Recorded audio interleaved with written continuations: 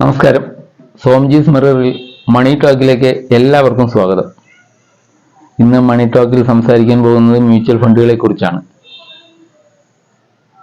Mutual ഫണ്ടുകളിൽ തുടങ്ങിയിട്ടുള്ളവർ അത് നിർത്തിക്കൊണ്ടിരിക്കുന്നു എന്നൊക്കെ പറഞ്ഞ് ഒരുപാട് വാർത്തകൾ വരുന്നുണ്ട്. അല്ലെങ്കിൽ ഫണ്ടിലേക്കുള്ള ക്യാപിറ്റലിന്റെ ഒഴുക്ക് കുറയുന്നു, മ്യൂച്വൽ ഫണ്ടിലേക്കുള്ള SIP വരുന്ന എമൗണ്ട് കുറയുന്നു, മാസാമാസം വരുന്ന എമൗണ്ട് കുറയുന്നു എന്നൊക്കെ പറഞ്ഞ് ന്യൂസുകളും വീഡിയോകളും ഒക്കെ കാണുന്നുണ്ട്. അപ്പോൾ യഥാർത്ഥത്തിൽ എന്താണ് വേണ്ടത്, എന്താണ് സംഭവിക്കുന്നത് എന്നൊക്കെ നിങ്ങളെ അതൊന്ന് അറിയിക്കാം എന്ന് കരുതിയെന്ന് മാത്രമേ ഉള്ളൂ. അപ്പോൾ എല്ലാവർക്കും ഒരിക്കൽ കൂടി സ്വാഗതം. മ്യൂച്വൽ ഫണ്ടുകൾ നിങ്ങൾ തുടങ്ങാൻ ആഗ്രഹിക്കുന്നവരാണെങ്കിൽ, അല്ലെങ്കിൽ നിങ്ങൾക്ക് ഇൻവെസ്റ്റ്മെന്റ് തുടങ്ങണമെന്ന് ആഗ്രഹമുണ്ടെങ്കിൽ നിങ്ങൾക്കൊരു DP അക്കൗണ്ടോ വേണം, ട്രേഡിംഗ് അക്കൗണ്ട് വേണം. അപ്പോൾ DP അക്കൗണ്ടൊക്കെ ഓപ്പൺ ചെയ്യുന്നതിന് നിങ്ങൾക്ക് സൗജന്യമായി ഇപ്പോൾ ഓപ്പൺ ചെയ്യാം. IEFL സെക്യൂരിറ്റീസിലൂടെയാണ് അക്കൗണ്ട് ഓപ്പൺ ചെയ്യാൻ പറ്റുന്നത്. നിങ്ങൾക്ക് അതിനാവശ്യമുള്ള സൗകര്യങ്ങൾ ചെയ്തു തരുന്നതാണ്. വാട്സാപ്പിൽ നമ്പർ കൊടുക്കുന്നുണ്ട്. വാട്സാപ്പിൽ ബന്ധപ്പെട്ടാൽ നിങ്ങൾക്ക് പുതിയതായി തുടങ്ങാൻ ഉദ്ദേശിക്കുന്നവർക്ക് അക്കൗണ്ട് തുടങ്ങാനുള്ള സൗകര്യം ഉണ്ടായിരിക്കുന്നതാണ്. തികച്ചും സൗജന്യമായി നിങ്ങൾക്ക് തന്നെ അക്കൗണ്ട് ഓപ്പൺ ചെയ്യാം. അപ്പോൾ അതിന് നിങ്ങൾ ശ്രദ്ധിക്കുമെന്ന് ഞാൻ വിചാരിക്കുന്നു. ഇപ്പോൾ പുതിയ കാലഘട്ടത്തിൻ്റെ ഏറ്റവും നല്ല ഇൻവെസ്റ്റ്മെന്റ് സംവിധാനമായി യുവാക്കൾ തിരഞ്ഞെടുത്തിട്ടുണ്ട് മ്യൂച്വൽ ഫണ്ടിനെ എന്ന് എനിക്ക് തോന്നുന്നു. കാരണം കൊറോണയ്ക്ക് ശേഷം ഉണ്ടായിട്ടുള്ള ഗംഭീരമായ വർധനവാണ് മ്യൂച്വൽ ഫണ്ടിലൂടെ ഉള്ള നിക്ഷേപത്തിനുണ്ടായ വർധന എന്ന് പറയുന്നത്. വളരെ വലിയ വർധനയാണ് ഉണ്ടായിട്ടുള്ളത്. അങ്ങനെയുള്ള സാഹചര്യത്തിലാണ് മ്യൂച്വൽ ഫണ്ടിൽ നിക്ഷേപം ഇല്ലെങ്കിൽ നിങ്ങളൊരു ഏത് രീതിയിൽ വർക്ക് ചെയ്യുന്ന ആളാവട്ടെ, ഏത് ഫീൽഡിൽ വർക്ക് ചെയ്യുന്ന ആളാവട്ടെ, നിങ്ങളുടെ ഒരു റിട്ടയർമെന്റ് കാലം അല്ലെങ്കിൽ ഒരു 10-60 വയസ്സൊക്കെ കഴിഞ്ഞിട്ടുള്ള ജീവിതകാലത്തെ നിങ്ങൾക്ക് കോൺഫിഡൻസോടെ നേരിടാൻ ഏറ്റവും നല്ല രീതിയിൽ നിങ്ങൾക്ക് ഇൻവെസ്റ്റ് ചെയ്യാവുന്നത് മ്യൂച്വൽ ഫണ്ടിലാണെന്നാണ് എൻ്റെ അഭിപ്രായം. മ്യൂച്വൽ ഫണ്ടിലേക്ക് ഈ കഴിഞ്ഞ ഫെബ്രുവരി മാസത്തെ ഡേറ്റകൾ പുറത്തു വന്നപ്പോൾ മ്യൂച്വൽ ഫണ്ടിലേക്കുള്ള വരവ്, SIPയുടെ വരവ് കുറഞ്ഞു എന്ന് പറയുന്നുണ്ട്. അതായത് കഴിഞ്ഞ ജനുവരി മാസത്തിൽ 26,400 കോടി രൂപയാണ് SIPയിലേക്ക് വന്നിരുന്നതെങ്കിൽ ഈ ഫെബ്രുവരിയിൽ അത് 25,999 കോടിയിലാണ് നിൽക്കുന്നത്.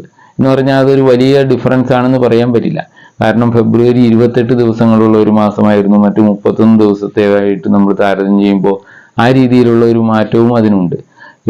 മാർക്കറ്റിന്റെ ഇടിവ് കൊണ്ട് അതിനനുസരിച്ചുള്ള ഒരു കുറവാണിത്, ആളുകളെല്ലാം ക്ലോസ് ചെയ്യുന്നു, അങ്ങനെയൊന്നും വിചാരിക്കാറായിട്ടില്ല. അത് തന്നെയല്ല, SIPയിലേക്ക് ആളുകൾ പിന്മാറും അല്ലെങ്കിൽ ക്ലോസ് ചെയ്യും എന്ന് ഞാൻ വിചാരിക്കുന്നില്ല. ഇപ്പോൾ ഈ SIP നിർത്തേണ്ട സമയമല്ല, ഇപ്പോൾ SIP തുടങ്ങേണ്ട സമയമാണ്. അല്ലെങ്കിൽ തുടർന്ന് SIPയിൽ നിക്ഷേപിച്ചുകൊണ്ടിരിക്കുന്നവർ അത് കണ്ടിന്യൂ ചെയ്യേണ്ട സമയം തന്നെയാണ്.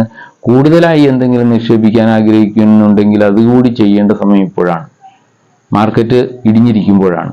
അതായത് നിങ്ങൾ കഴിഞ്ഞ മാസം അല്ലെങ്കിൽ ഒരു 4 മാസം മുമ്പ് നിങ്ങൾ വാങ്ങിയ 1000 രൂപയ്ക്ക് വാങ്ങിയ യൂണിറ്റുകൾ നിങ്ങൾക്ക് 50 എണ്ണം കിട്ടിയിട്ടുണ്ടെങ്കിൽ ഇപ്പോഴത് 75 എണ്ണം വാങ്ങാനുള്ള ഒരു അവസരമായിരിക്കും ആ യൂണിറ്റുകൾ, അത്രയും ക്യാഷും കണ്ടു തന്നെ. അപ്പോൾ ഉണ്ടാകുന്ന മാറ്റം എന്ന് പറഞ്ഞാൽ ഈ യൂണിറ്റുകളിൽ ഉണ്ടാകുന്ന വർധനയായി. ആ യൂണിറ്റുകളിലെ അതിൻ്റെ ഉയർച്ച സമയത്ത് ഇത്രയും വരുന്ന വ്യത്യാസം നിങ്ങൾക്ക് തരുന്നത് നല്ലൊരു റിട്ടേൺ ആയിരിക്കും. അങ്ങനെയാണ് മ്യൂച്വൽ ഫണ്ടിൻ്റെ അസറ്റ് ക്രിയേറ്റ് ചെയ്യപ്പെടുന്നത്. നിങ്ങളത് മനസ്സിലാക്കണം എന്ന് ഞാൻ വിചാരിക്കുന്നു. SIP ഇപ്പോൾ ഉള്ളവരാരും ക്ലോസ് ചെയ്യേണ്ട സമയമല്ല ഇത്, അല്ലെങ്കിൽ SIP നിർത്തേണ്ട സമയമല്ല. നിങ്ങൾ തുടരുക. ഇത് ഏറ്റവും പ്രധാനപ്പെട്ട കാര്യം, മ്യൂച്വൽ ഫണ്ടിൽ SIP ചെയ്യുന്നവർ അതൊരു ലോങ് ടേമിലേക്ക് വേണ്ടി ചെയ്യുമ്പോൾ മാത്രമാണ് നിങ്ങളുടെ ക്യാഷിന് ഒരുപാട് വർധനവുണ്ടാകുന്നത്. ഇപ്പോൾ ഈ എന്തുകൊണ്ടാണ് അങ്ങനെ സംഭവിക്കുന്നതെന്ന് ചോദിച്ചാൽ, സ്റ്റോക്ക് മാർക്കറ്റിൽ ഒരു 5-8 വർഷത്തിനിടയിലായിരിക്കും ശക്തമായ ഒരു ഇടിവുണ്ടാവുക. അപ്പോൾ നിങ്ങളൊരു 10 വർഷത്തേക്ക് ഒരു മ്യൂച്വൽ ഫണ്ടിൽ SIP ചെയ്യുന്ന ഒരാളാണെങ്കിൽ തീർച്ചയായിട്ടും അതിനിടയിൽ ഒരു പ്രാവശ്യം ഈ ഏറ്റവും ശക്തമായ ഒരു ഇടിവ് വന്നിട്ടുണ്ടാവും മാർക്കറ്റിൽ. ആ ഇടിവിൻ്റെ സമയത്ത് നിങ്ങൾക്ക് ഏറ്റവും കൂടുതൽ യൂണിറ്റുകൾ വാങ്ങാൻ പറ്റിയിട്ടുണ്ട്. അങ്ങനെ വരുമ്പോൾ നിങ്ങളുടെ മ്യൂച്വൽ ഫണ്ടിൻ്റെ യൂണിറ്റുകളുടെ എണ്ണം വളരെ കൂടും, അത് NAVയിൽ അത് പ്രതിഫലിക്കുകയും ചെയ്യും. അങ്ങനെയാണ് അസറ്റ് ക്രിയേറ്റ് ചെയ്യപ്പെടുന്നത്. അതുകൊണ്ട് ഒരു കാരണവശാലും മാർക്കറ്റ് ഇടിഞ്ഞു നിൽക്കുമ്പോൾ നിങ്ങൾ SIP തുടങ്ങിയിട്ടുള്ള ആളാണെങ്കിൽ നിർത്താൻ ശ്രമിക്കരുത്. അതിന് കൂട്ടുകയാണ് ചെയ്യേണ്ടത്. അതായത് ലംസമായിട്ട് അന്നേരം 1-2 മാസം വാങ്ങാൻ പറ്റുമെങ്കിൽ അങ്ങനെ ചെയ്യാം. അപ്പോൾ നമ്മൾക്ക് NAVക്ക് അനുസരിച്ചുള്ള വില കയറി കഴിയുമ്പോൾ, അതായത് മാർക്കറ്റ് ഒന്ന് മെച്ചപ്പെട്ട് കഴിയുമ്പോൾ ഈ NAVയിൽ ഉണ്ടാകുന്ന വർധനവ് നിങ്ങളുടെ ഇത്രയും യൂണിറ്റുകൾക്ക് കിട്ടുകയാണ്. അതാണ് നിങ്ങളെ ഇത്ര ക്യാഷ് ക്രിയേറ്റ് ചെയ്യാൻ സഹായിക്കുക. ഒരു കാരണവശാലും നിങ്ങൾ പിന്തിരിയേണ്ട ആളുകളല്ല. മ്യൂച്വൽ ഫണ്ടിൽ അത് നിങ്ങൾ തുടരുന്ന കാലത്തിനിടയിൽ എത്രമാത്രം മാർക്കറ്റ് താഴുകയും ഉയരുകയും ചെയ്യുന്നുണ്ടോ എന്നുള്ളത് നിങ്ങൾക്ക് ബെനിഫിറ്റായി മാറുകയാണ്. നിങ്ങൾ അവസാനം ഒരു 25 വർഷത്തെ കാലാവധിയിൽ നിങ്ങൾ നിക്ഷേപിക്കുന്ന ആളാണെങ്കിൽ 3-4 ഇടിവുകളാണ് അല്ലെങ്കിൽ നിങ്ങൾക്ക് കിട്ടുക. ഏറ്റവും ശക്തമായ ഇടിവുകൾ 2 എണ്ണമെങ്കിലും മാർക്കറ്റിൽ വന്നിട്ടുണ്ടാവും. ഇപ്പോൾ 2019, 2008, 2019 ഒക്കെ വന്നു ഇടിവുകൾ. അതും അതിശക്തമായ ഇടിവുകളാണ് വന്നത്.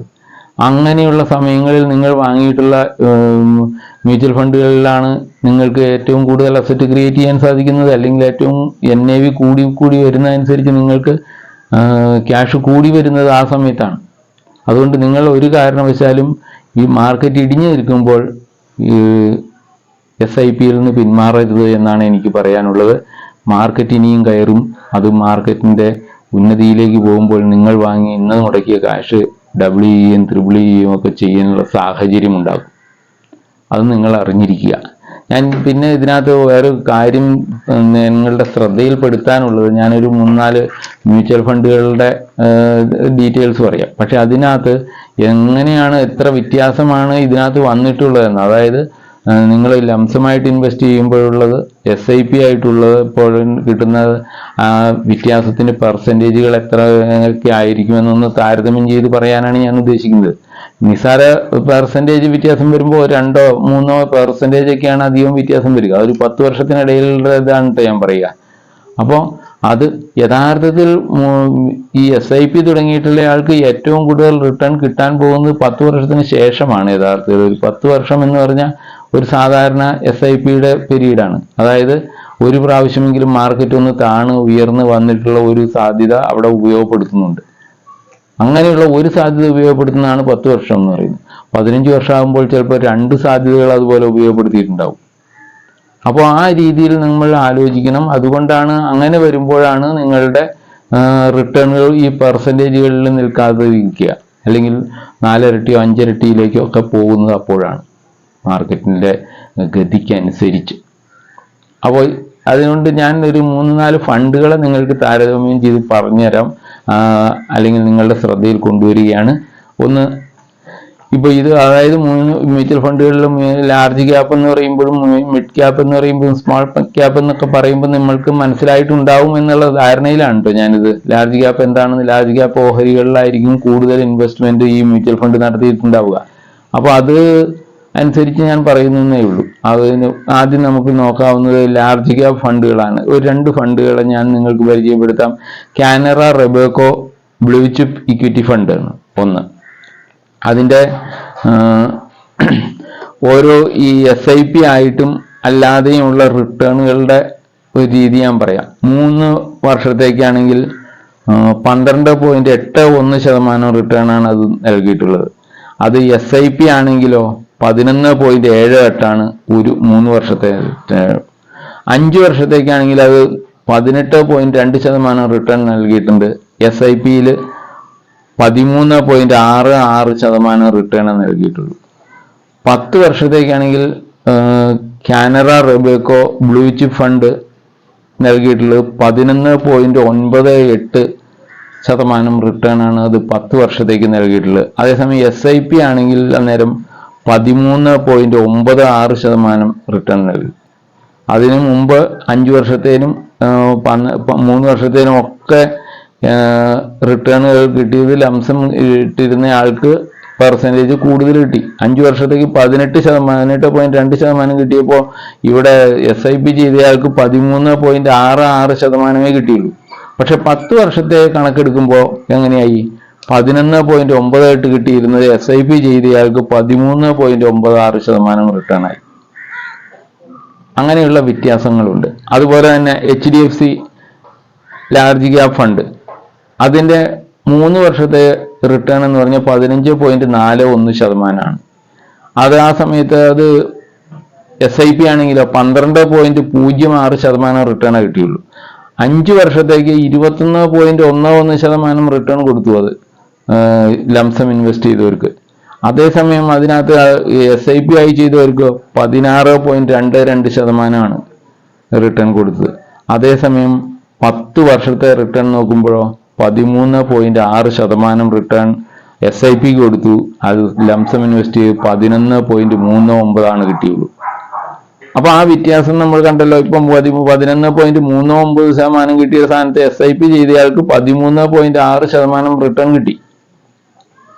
നിങ്ങൾ ശ്രദ്ധിച്ചിട്ടുണ്ടാവും ഈ 5 വർഷത്തേന് ഇതിനകത്ത് ഈ സാധാരണ രീതിയിലുള്ള റിട്ടേൺ എന്ന് പറഞ്ഞാൽ ഇപ്പൊ ഈ 5 വർഷത്തെ HDFC ലാർജ് ക്യാപ് ഫണ്ടിൽ 21.11% റിട്ടേൺ അവർ കൊടുത്തു ലംസം ഇൻവെസ്റ്റ് ചെയ്തവർക്ക്, 5% ആ ഫണ്ടിൽ ഇൻവെസ്റ്റ് ചെയ്തവർക്ക്. അതേസമയം അത് SIP ചെയ്തയാൾക്ക് കിട്ടി തന്നെ 16.22%, 21% കൊടുത്ത സ്ഥാനത്ത്. അതെന്തുകൊണ്ടാണ് നിങ്ങൾക്ക് അറിഞ്ഞിട്ടുണ്ടാവും. മാർക്കറ്റ് ഈ കഴിഞ്ഞ 5 വർഷത്തേക്ക് എന്ന് പറഞ്ഞാൽ ഒരൊറ്റ ലെവലിൽ പോയിക്കൊണ്ടേയിരുന്നതാണ്. അതായത് കയറിക്കൊണ്ടേയിരുന്ന മാർക്കറ്റാണ്, വലിയ താഴ്ചകൾ ഉണ്ടായിട്ടില്ല. അപ്പോൾ എന്ത് പറ്റി? ലംസം ഇൻവെസ്റ്റ് ചെയ്തവർക്ക് നല്ല റിട്ടേൺ കിട്ടി, മറ്റേ SIP ആയി തുടർന്നവർക്ക് അത്ര റിട്ടേൺ കൊടുക്കാൻ പറ്റില്ല. കാരണം അവരുടെ ഇൻവെസ്റ്റ്മെന്റ് ഇങ്ങനെ കൂടി വന്നു എന്നല്ലാതെ അതിനകത്ത് കുറഞ്ഞ സമയത്ത് കൂടുതൽ യൂണിറ്റുകൾ കിട്ടുന്ന ഒരു അവസരം ഉണ്ടായിട്ടില്ല.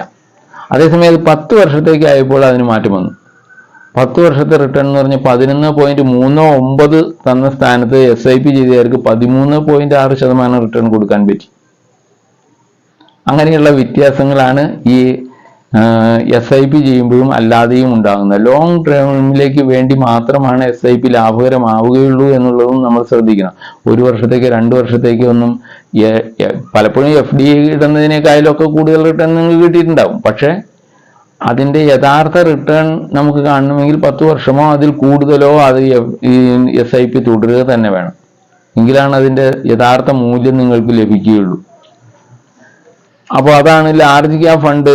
2 ഫണ്ടുകളുടെ കാര്യമാണ് പറഞ്ഞത്. മിഡ് ക്യാപ്പിൽ അതൊന്നും നോക്കിക്കളയാം. നമുക്ക് മിഡ് ക്യാപ്പിൽ നമുക്ക് 2 ഫണ്ട് നോക്കാം. എഡിൽവൈസ് മിഡ് ക്യാപ് ഫണ്ട്, എങ്ങനെയാണ് അതിൻ്റെ ഇതെന്ന് നോക്കിക്കഴിഞ്ഞാൽ 3 വർഷത്തേക്ക് അത് കൊടുത്തിരിക്കുന്ന റിട്ടേൺ എന്ന് പറഞ്ഞാൽ 20.69% റിട്ടേൺ കൊടുത്തു. എഡിൽവൈസ് മിഡ് ക്യാപ് ഫണ്ടാണ് കേട്ടോ. അതിൻ്റെ ഇപ്പോഴത്തെ NAV എന്ന് പറഞ്ഞാൽ 83.74 NAV കിടക്കുന്നത്. 20.69% 3 വർഷത്തെ റിട്ടേൺ അത് കൊടുത്തു. അതേസമയം അത് SIP ചെയ്തവർക്ക് 18.96% കൊടുത്തത് 3 വർഷത്തേക്ക്. 5 വർഷത്തേക്ക് ആയിപ്പോൾ 27.99% റിട്ടേൺ കൊടുത്തു അത് എഡിൽവൈസ് ഫണ്ട്. അത് SIP ആണെങ്കിലോ 5 വർഷത്തേക്ക് 22.93%. അപ്പോഴും അത് കുറവായിരുന്നു.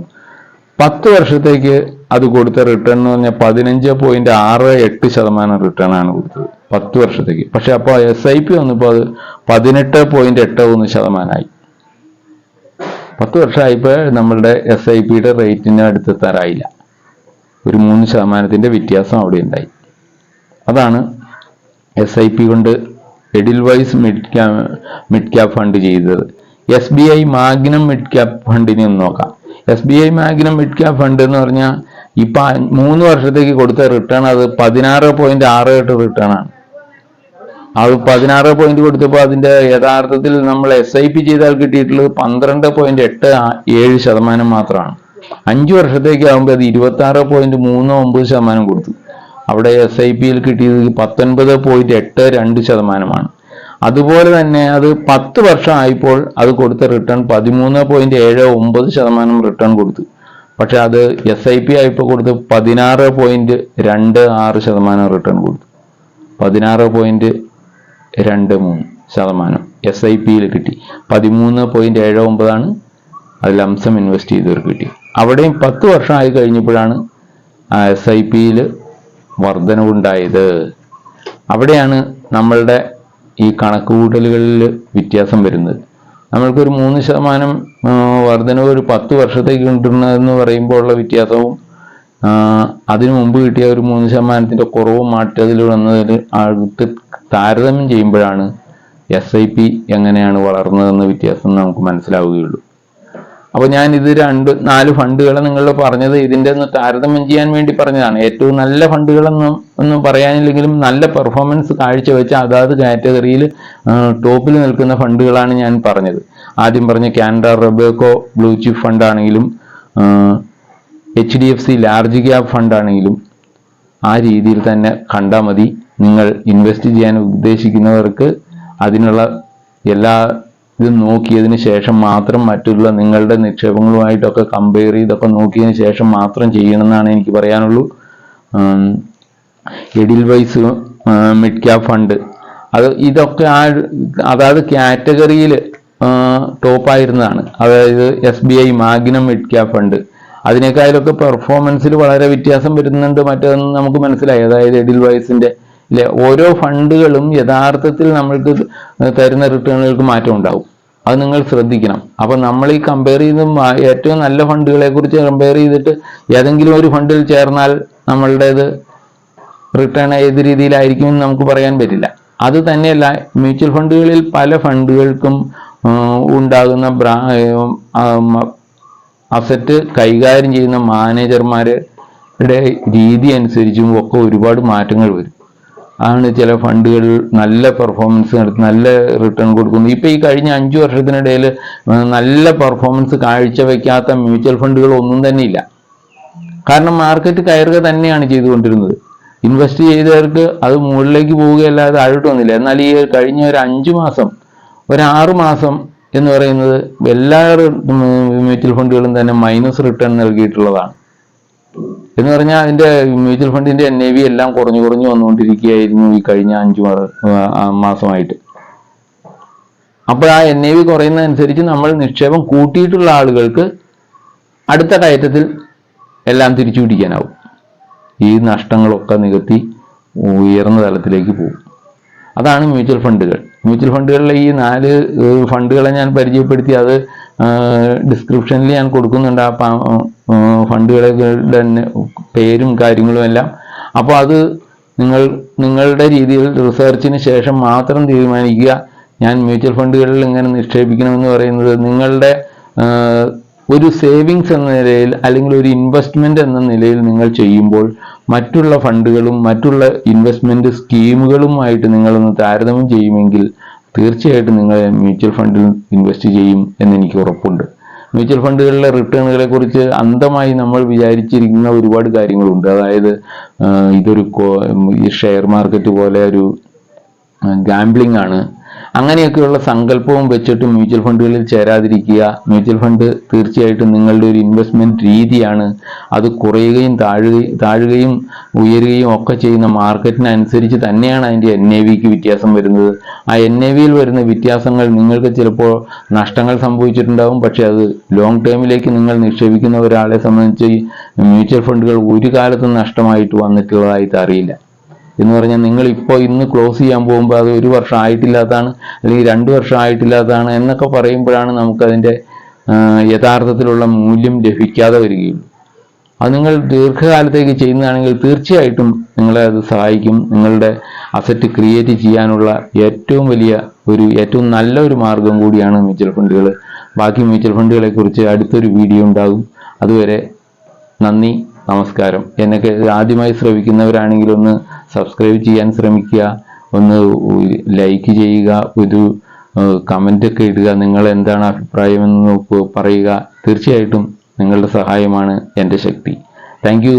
വീണ്ടും കാണാം.